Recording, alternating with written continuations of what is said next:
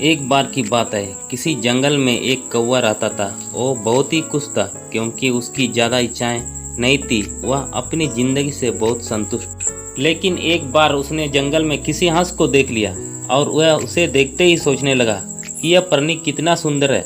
ऐसा प्राणी तो मैंने कभी नहीं देखा।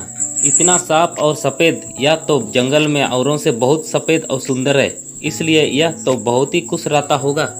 कौवा हंस के पास गया और पूछा, भाई तुम इतने सुंदर हो इसलिए तुम बहुत खुश होंगे। इस पर हंस ने जवाब दिया, हाँ मैं पहले बहुत खुश रहता था जब तक मैंने तोते को नहीं देखा था।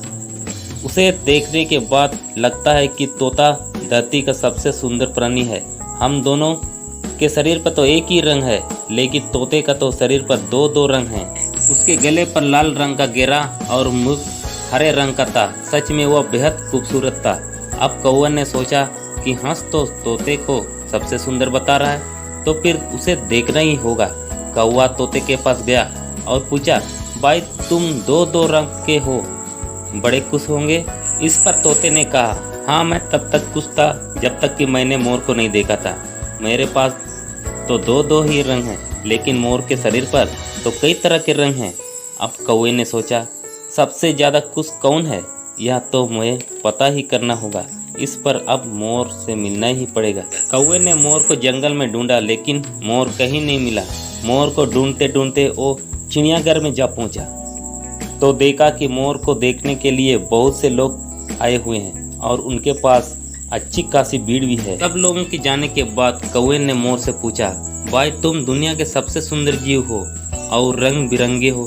तुम्हारे साथ लोग फोटो खिंचवा रहे थे, तुम्हें तो बहुत अच्छा लगता होगा और तुम तो दुनिया के सबसे खुश जीव होंगे। इस पर मोर ने दुखी जताते हुए कहा, भाई अगर सुंदर भी हो तो क्या फर्क पड़ता है, मुझे लोग इस चिड़ियाघर में कैद करके रखते हैं, लेकिन तुम्हें तो कोई चिड़ियाघर में कैद नहीं करता। तुम जहाँ चाहो अपनी मर्जी से घूम फिर सकते हो, इसलिए दुनिया के सबसे संतुष्ट और खुश जीव तो तुम्हें होना चाहिए क्योंकि तुम आज़ाद रहते हो।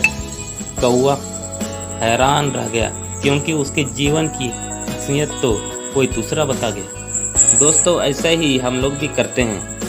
हम अपनी खुशियों और गुणों को तुलना दूसरों से करते हैं, ऐसे लोगों से जिनका रहन सहन और माहौल हमसे बिल्कुल अलग होता है। हमारी ज़िंदगी में बहुत सारी ऐसी चीज़ें होती हैं जो केवल हमारे पास है, लेकिन हम उसकी असलियत समझकर खुश नहीं होते।